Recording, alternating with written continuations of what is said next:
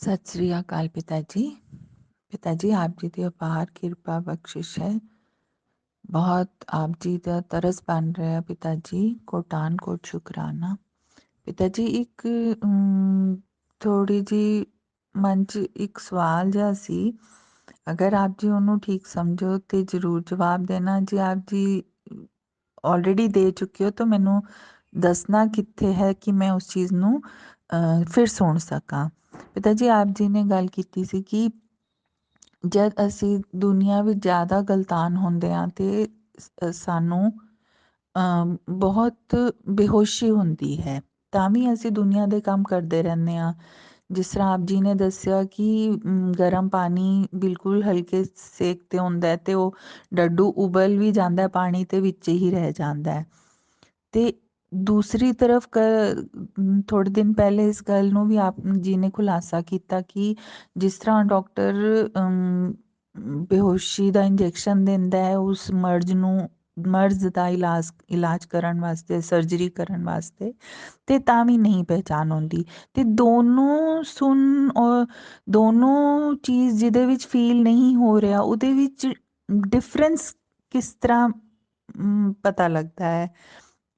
ਪਤਾ ਨਹੀਂ, ਮੈਂ ਨਹੀਂ ਜਾਣਦੀ ਕਿਸ ਤਰ੍ਹਾਂ ਆਪ ਜੀ ਤੋਂ ਪੁੱਛਾਂ, ਬਟ ਦੋਨੋਂ ਚੀਜ਼ ਵਿੱਚ ਹੀ ਅਗਰ ਫੀਲ ਨਹੀਂ ਹੋ ਰਿਹਾ ਤਾਂ ਕਿਸ ਤਰ੍ਹਾਂ ਪਤਾ ਲੱਗੇ ਕਿ ਤੁਸੀਂ ਦੁਨੀਆ ਵਿੱਚ ਜ਼ਿਆਦਾ ਖਚਤ ਹੋ ਕਿ ਉਹਦੇ ਵਿੱਚ ਆਪ ਜੀ ਦੀ ਕਿਰਪਾ ਬਖਸ਼ਿਸ਼ ਹੈ। ਭੁੱਲ ਚੁੱਕ ਦੀ ਮੁਆਫੀ ਦੇਣਾ पिता जी, कोटान कोट शुक्र। धन्यवाद पिता जी। ये जो ऑडियो के जरिए पूछा है, ये उनके बहुत काम का है जो संसार से मुक्त तो होना चाहते हैं, तभी तो सुन रहे हैं, लेकिन संसार से लगाव भी बहुत हो गया है।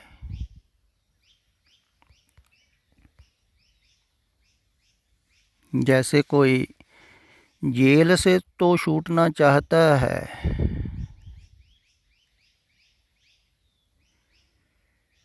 लेकिन सदा जेल में रहने के कारण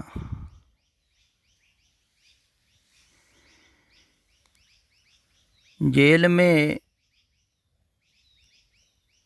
जिनके साथ रहा है उन्हीं को अपना मान लिया है, उन्हीं को संगी साथी बना लिया, उन्हीं के साथ लगाव हो गया, उन्हीं के साथ बंध गया।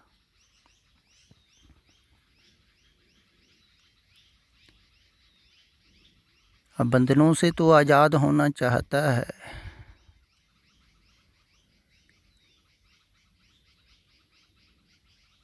लेकिन बंधनों के साथ लगाव भी बहुत हो गया है।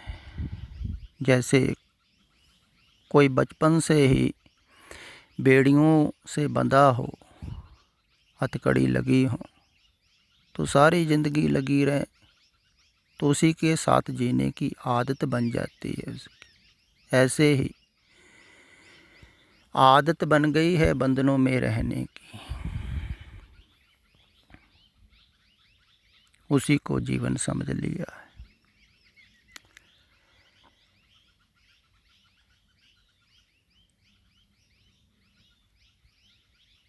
तो इस रिकॉर्डिंग में पूछा है कि आपने पीछे कहा है कि एक वैज्ञानिक ने बड़े बर्तन में पानी भर के उसमें एक मेंढक रख दिया, ऊपर से ढक दिया उसको ढक्कन से, नीचे बहुत थोड़ी सी आग जला दी, बहुत थोड़ी। वो धीरे धीरे गर्म होता रहा, मेंढक अंदर उछलता कूदता रहा, तो बिल्कुल आहिस्ता आहिस्ता पानी गर्म हुआ। कई घंटे लग गए, दिन लग गए, तो इतने आस्ते आस्ते होने से पानी गर्म वो मेंढक वो गर्मी को सहारता रहा, तो पानी उबलने लगा, तब भी मेंढक बीच में जिंदा है, बैठा हुआ है, तो उसको भी सहार रहा है। आस्ते आस्ते सहारने की क्षमता आ गई ना। तो इन्होंने पूछा है कि आपने ये भी कहा है कि किसी मरीज को डॉक्टर इंजेक्शन लगाते हैं बेहोशी का सर्जरी करने के लिए, तो उसमें और इस मेंढक में क्या फ़र्क है? बहुत फ़र्क है।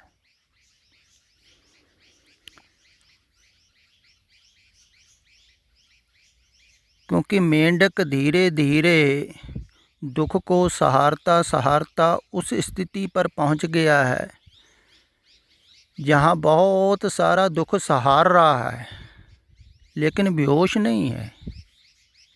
दुख सहार रहा है वो अपने दिमाग से। ऐसा आप समझें, जैसे कई लोग हैं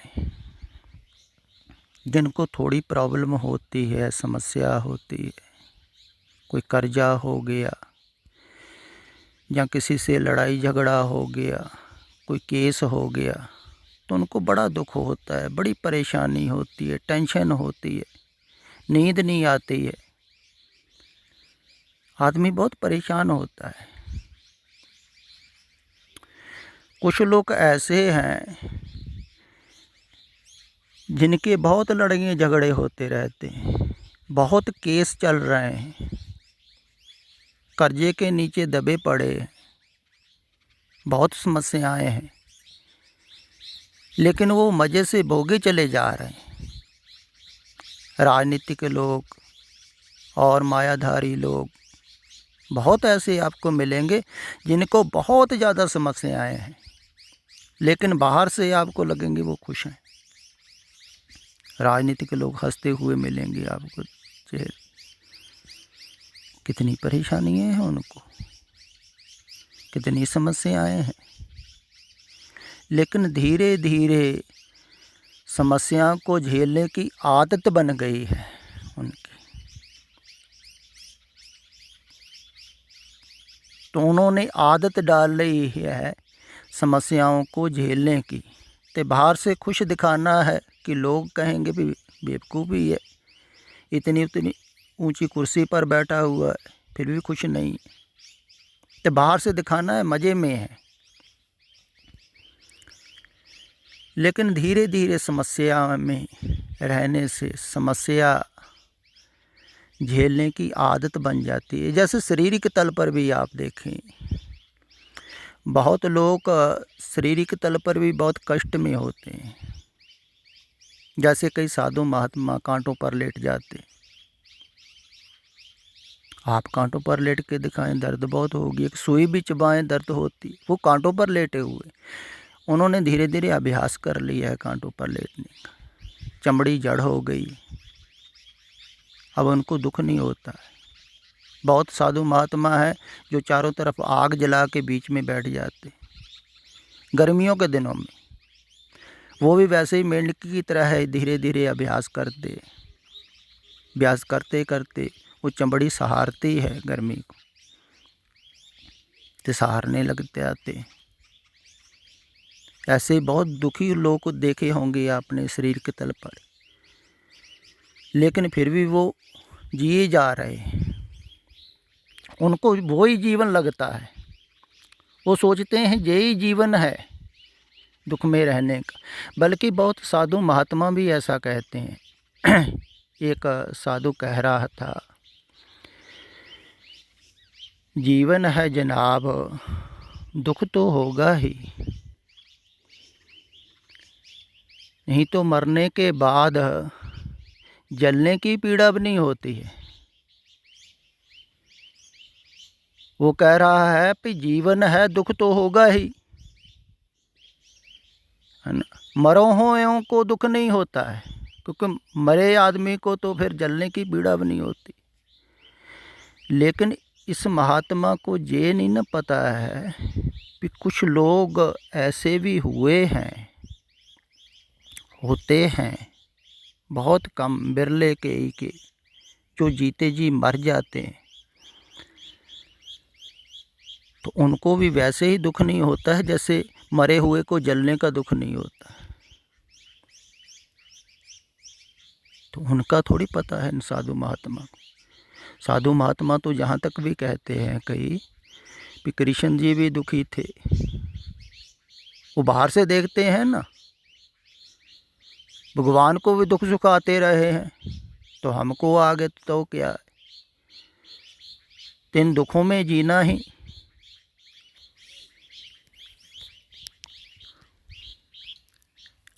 आदमी का स्वभाव है, कहा भी है ना, दुख सुख दोनों कपड़े पहरे जाए मनुख, है ना, दुख सुख।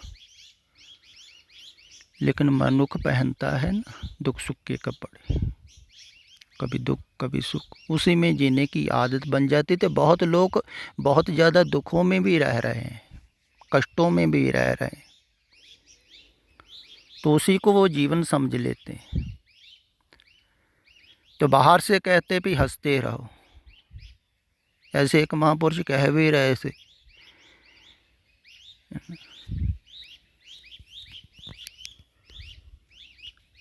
कि अमीर वो नहीं है जिसके पास बहुत धन है, बड़ी बिल्डिंग है, नहीं, अमीर वो है जो हंसता रहता है, खुश रहता है ना। कई कहते हैं मज़े में रहता है ना। तो मज़े में रहने की कोशिश करते हैं, कोई हंसने की कोशिश करते हैं, क्योंकि हंसते हुए लोगों को भी हंसते हुए लोग पसंद है।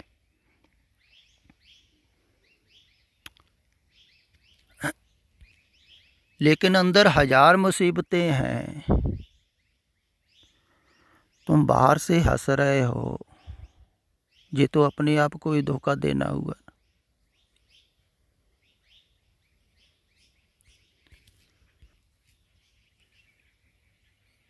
ऐसे ही कृष्ण को लोग देखते हैं कि उनको बहुत मुसीबतें आई, लेकिन बाहर से वो हंसते हुए दिखाते हैं उनको। लेकिन जैसा दिखाते हैं वैसे वो थे नहीं। कृष्ण को नीले रंग में ज़्यादा दिखाया गया है, नीलधारी। कृष्ण का अर्थ भी नीला ही होता है। नीला रंग बहुत गहरा होता है, सांवला कहो।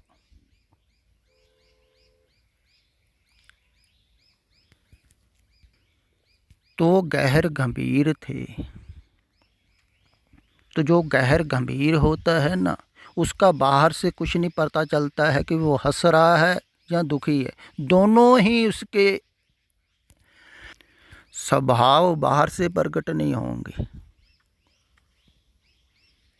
ना ज़्यादा खुशी वो उनकी बाहर प्रकट होगी, ना ही दूसरे दुख प्रकट होगा। ऐसा नहीं वो प्रकट नहीं कर रहे हैं, नहीं, उनके पास दोनों ही नहीं है, दुख सुख दोनों ही जिसके पास नहीं है।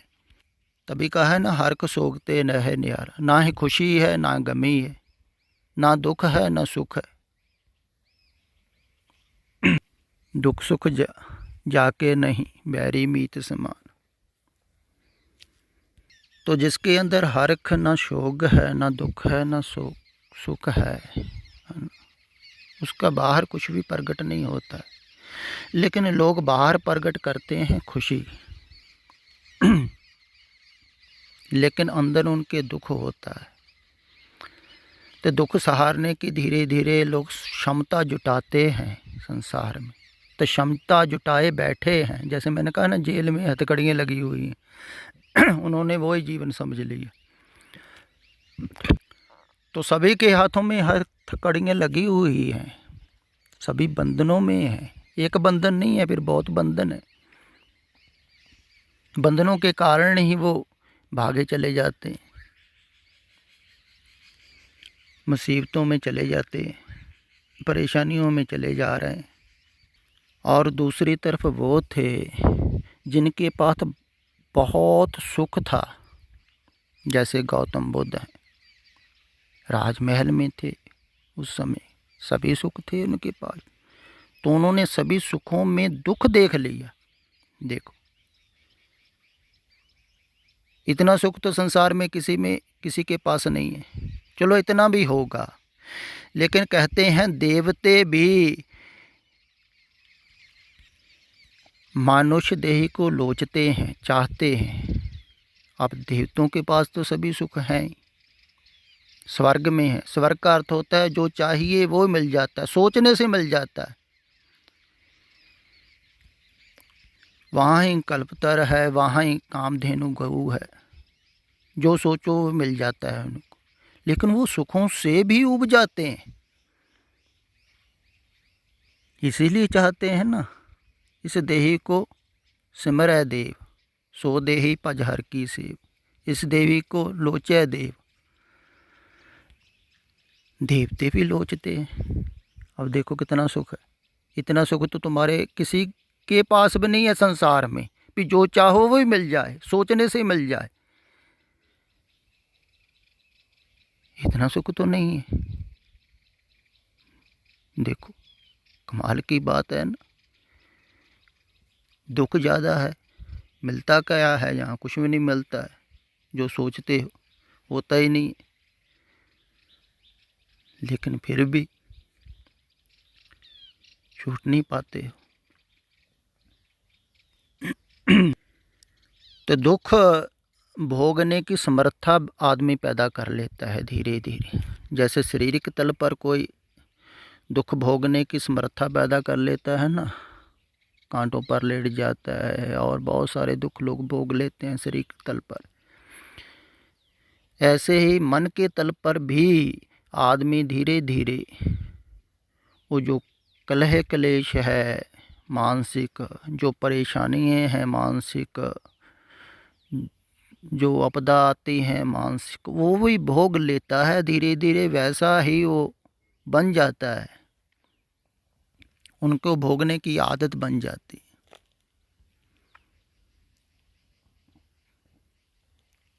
है। दुख को भोगने की समर्था पैदा कर लेता है, इसलिए ये आदमी निकल नहीं पाता है। तो जो बाहर निकला हुआ है, जैसे गौतम बुद्ध थे, तो वो बार बार कहते हैं संसार दुख रूप है, दुख ही दुख है संसार में। अब सभी को दुख थोड़ी दिखाई देते, बहुत लोग तो ऐसा है कहेंगे कहाँ दुख है, दुख कहाँ है, हम तो बड़े सुखी हैं, मज़े में हैं, खा पी रहे हैं, हंस खेल रहे हैं, कोई परेशानी नहीं है, समस्या ही कोई नहीं है। कहाँ है दुख, उनको दिखाई नहीं देते, क्योंकि उन्होंने वही जीवन समझ लिया है।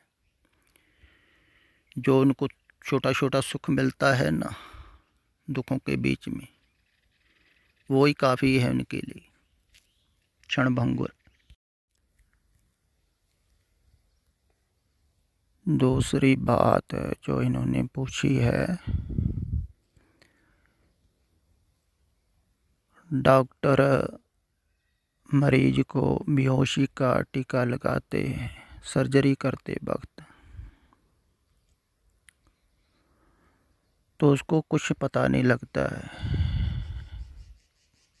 काट पीट का, क्योंकि वो बेहोश है। तो कुछ लोग ऐसे हैं जो अपने आप को बेहोश करते हैं ताकि दुख सुख का पता न लगे, जैसे कोई शराब पी लेता है,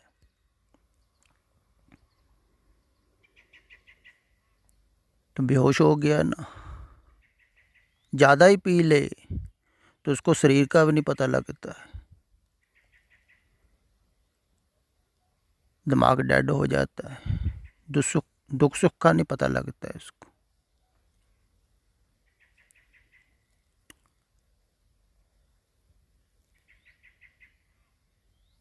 तो लेकिन दुख सुख समाप्त नहीं होते हैं। जब होश आएगा तब फिर पता लग जाएगा उसको, दुख सुख का ज़्यादा पता लगेगा, क्योंकि परेशानियाँ तो खड़ी रहेंगी ना, चिंताएं खड़ी रहेंगी, समस्याएं खड़ी रहेंगी, वो मिट थोड़ी जाती हैं नशा करने से। तो वो लोग ऐसे हैं जैसे कोई नीचे को जा रहा है। जैसे आप समझें ये वनस्पति है, पेड़ पौधे, इनको दुख बहुत कम है क्योंकि मूर्छा ज़्यादा है, इनको अपने शरीर की पकड़ कम है। फिर आगे कीड़े पतंगे हैं, उनको थोड़ी सी होश है, अपने शरीर का पता है, इसलिए थोड़ा सा तड़पते भी हैं। उससे थोड़ा सा विकसित पशु पंछी हैं, जानवर हैं। कई जानवर ऐसे हैं जिनको बहुत ज़्यादा दुख का पता लगता है, कईयों को बहुत कम पता लगता है, क्योंकि शरीर के साथ जितना कम जुड़ा हुआ है कोई जानवर, जैसे भेड़ बकरी है, भेड़ भीड़ में ही रहती है, भीड़ को ही अपना अंग समझ लेती है, तो उसको अपने शरीर का बहुत कम पता होता है, लगाव कम होता है। तो जिस जानवर को ज़्यादा लगाव होगा उसको उतना ही शरीर का पता लगता है। तो जिसको जितना ज़्यादा लगाव होता है उतनी ही उसकी स्मृति भी तेज होती है, याददाश्त। जैसे हाथी है, गाय है।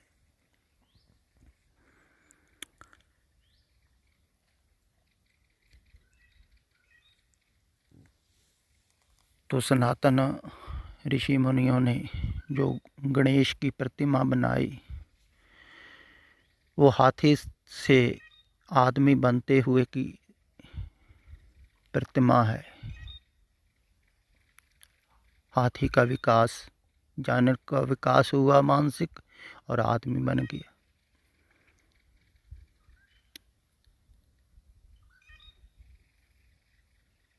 तो विकास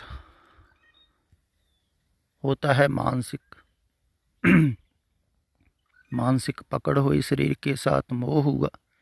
इसीलिए जो इस्लाम धर्म के लोग हैं, जिन्होंने पहले पहले ये प्रथा चलाई होगी हलाल की, उन्होंने ये सोचा था कि अगर जानवर को धीरे धीरे मारा जाए तो तड़पेगा, तड़पेगा तो शरीर की पकड़ होगी, शरीर की पकड़ होगी तो उसको आगे शरीर मिलेगा। उन्होंने ऐसा ख्याल किया, तभी ये प्रथा चलाई हलाल की।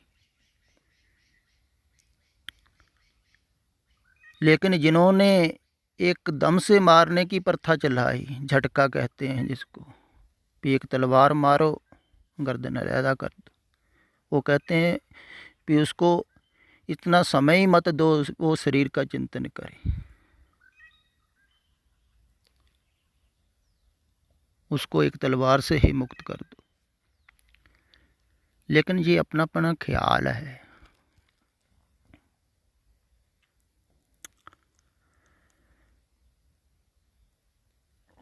लेकिन जिसकी शरीर की पकड़ ज़्यादा है उसकी स्मृति तेज हो जाती है, मन विकसित हो जाता है, तो उसका विकास होता है। विकास होने से फिर मनुष्य देही मिलती है। तो जो मनुष्य देही में आ जाता है, इसकी शरीर की पकड़ बहुत ज़्यादा होती है। तो शरीर की पकड़ होने के कारण दुख सुख के महसूस भी ज़्यादा होता है। जितना इंसान को दुख सुख महसूस होता है जानवर को नहीं होता। देखो फिर शरीर को शरीर के तल पर तो दुख सुख महसूस होता ही है इंसान को, मन के तल पर भी दुख सुख महसूस होता है।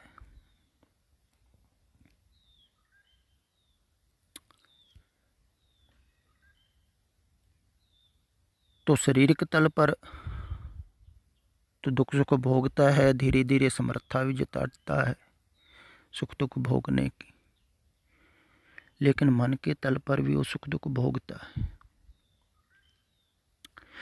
फिर देखो कमाल की बात है कि शरीर के तल पर अगर पीड़ा हो, किसी को कोई दुख हो, आदमी दुखी हो, तो भी समझ में आता है कि शरीर की पीड़ा है, बेचारे दुखी है, परेशान है। लेकिन बहुत लोग ऐसे हैं जिनको शरीर की पीड़ा नहीं है, लेकिन मानसिक पीड़ा से गुजर रहे हैं। तो सोचने के कारण ही,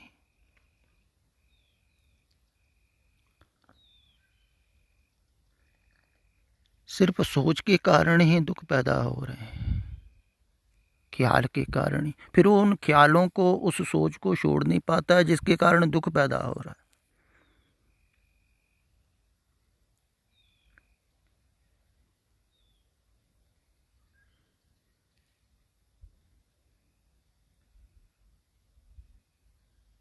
वो दुख को झेलता चला जाता है और सोचने से दुख पैदा करता जाता है।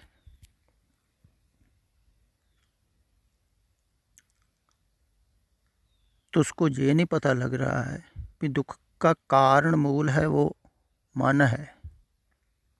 एक तो शरीर है दुख सुख का कारण, दूसरा मन है शोक मोह के कारण जो दुख पैदा होते हैं।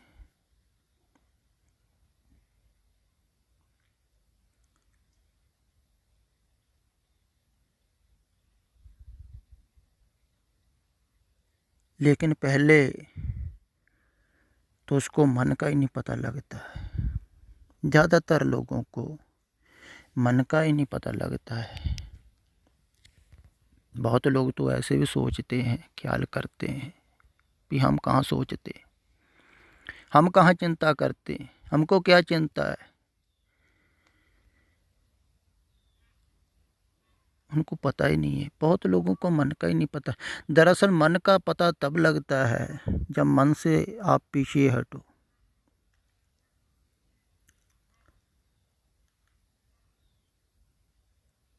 जो मन के पीछे हट के देखता है आत्मा से, जिसको आत्मा का पता लगता है उसी को मन का पता लगता है। तो जिसको परमात्मा का पता लगता है उसी को ही आत्मा का पता लगता है।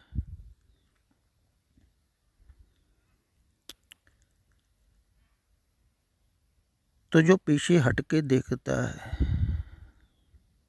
उसको पता लगता है कि सिर्फ मानसिक ख्याल के कारण, मानसिक सोच के कारण सब दुख पैदा हो रहे हैं।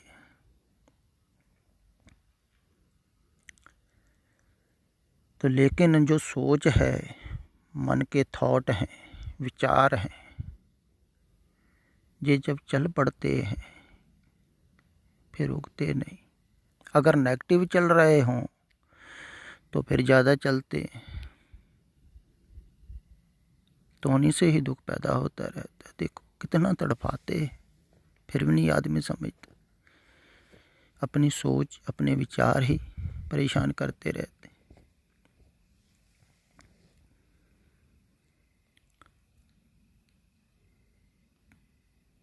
तो विचारों का ही बंधन है। जिन जिन के साथ आपका लगाव है उनके साथ मन जुड़ा हुआ है, नेगेटिव पॉजिटिव,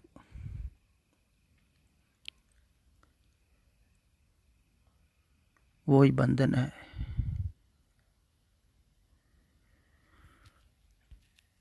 तो बंधन जिसको दिखाई देते हैं साफ साफ, दुख दिखाई देता है, जिनको परेशानियां दिखाई देती हैं संसार में, वो फिर निकलने की चेष्टा करता है। जो निकलने की चेष्टा करता है ना, उसी पे कृपा होती है। पहले तो दिखाई दे संसार में दुख, दुख है, फिर दुख बढ़ता जाता है। जैसे कहा ना बाबा बिख देखिया संसार, जैसे जहर खाते जाओ जहर बढ़ती जाती, ऐसे दुख बढ़ते जाते हैं, बंधन बढ़ते जाते हैं, लगाव बढ़ता जाता है। तो जिसको दिखाई दे जाता है वो फिर मुक्त होने की चेष्टा करता है। लेकिन जो चेष्टा करता है ना मुक्त होने की, वो ही मुक्त होता है, दूसरा करता नहीं है। जैसे गुरु नानक एक लोटा कीचड़ में फेंक देते हैं, तो अपने सेवक गुरु अंगद, उस समय बाबा लहणा थे, उनको कहा कि कमंडल निकाल के लाओ कीचड़ से। तो जब लोटा निकाल के लाए तो कहते हैं बाबा नानक ने कहा भी तू लोटा निकाल के ले आए कीचड़ से, तू बाकियों को भी निकाल सकता है, संसारियों को। तो जो कीचड़ से जानने से डरता है वो निकालेगा क्या। तो अगर लोटे की जगह कोई आदमी कीचड़ में होता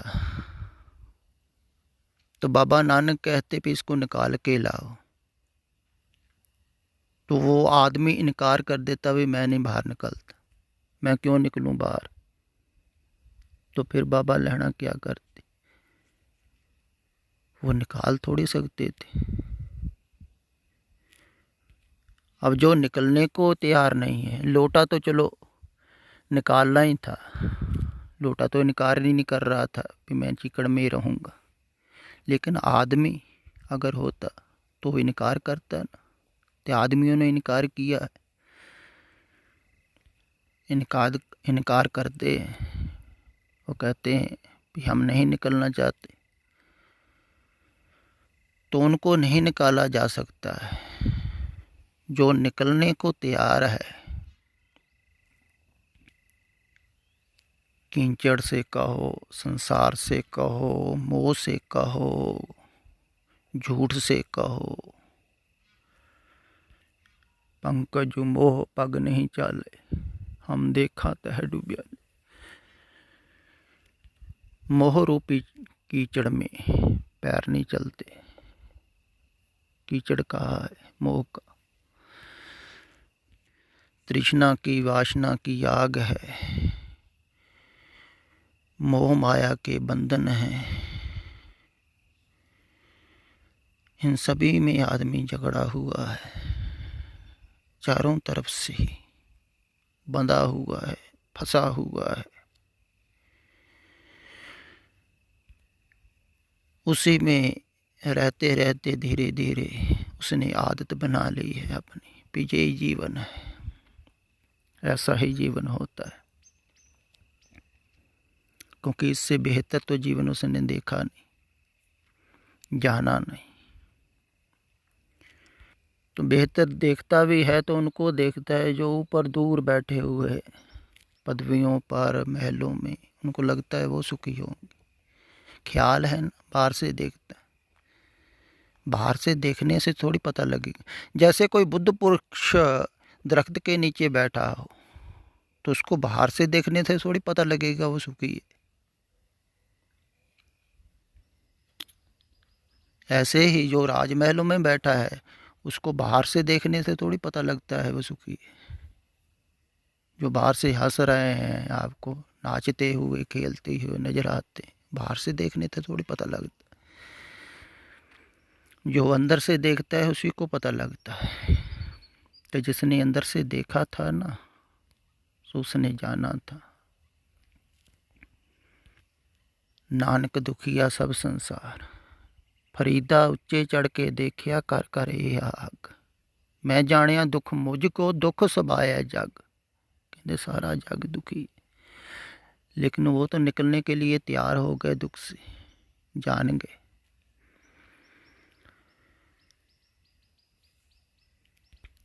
तो जो वैसे ही सुचेत होगा, थोड़ा थोड़ा जागरूक होगा, सत्संग सुनने से जागरूक होता है, सुचेत होता है आदमी थोड़ा थोड़ा। तो जो सुचेत होता है वो ही जान पाता है संसार में दुख है। थोड़ा थोड़ा जाग के ही पता लगेगा ना, बेहोशी में थोड़ी पता लगे। अब जो मूर्छित है उसको तो पता ही नहीं बिल्कुल भी। जो थोड़ा सा होश में होगा उसी को पता लगेगा ना दुख सुखों का। इसलिए थोड़े थोड़े जो होश में आ रहे हैं उनको पता लग रहा है कि संसार में दुख ही दुख है, दुख बढ़ते जा रहे हैं, वो निकलने की चेष्टा करते